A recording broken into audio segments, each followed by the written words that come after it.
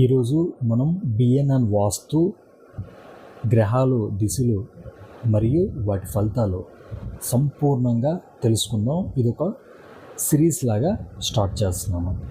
అయితే మొట్టమొదట ప్రధాన దిశలు వాటి పాలక గ్రహాలు చూద్దాం.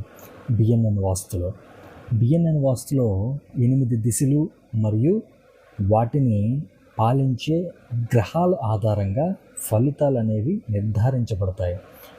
తూర్పుకి సూర్యుడు, ఆగ్నేయంకి శుక్రుడు, దక్షిణంకి కుజుడు, నైరుతికి రాహువు, పడమరికి శని, వాయవ్యంకి చంద్రుడు, ఉత్తరంకి బుధుడు, ఈశాన్యంకి గురుడు మరియు కేతువు కూడా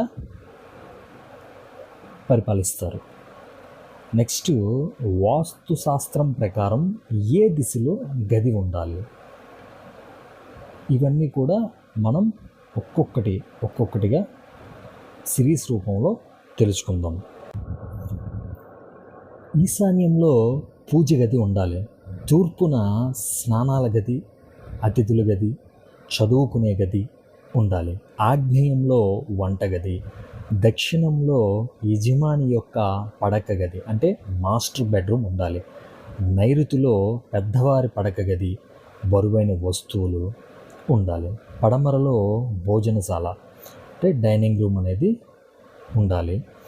వాయవ్యంలో స్టోర్ రూమ్, ఉత్తరంలో డబ్బులు దాచుకునేటటువంటి ప్రదేశం, భద్రతా గది, కూర్చునే గది, లివింగ్ రూమ్ అనేది ఉండాలి.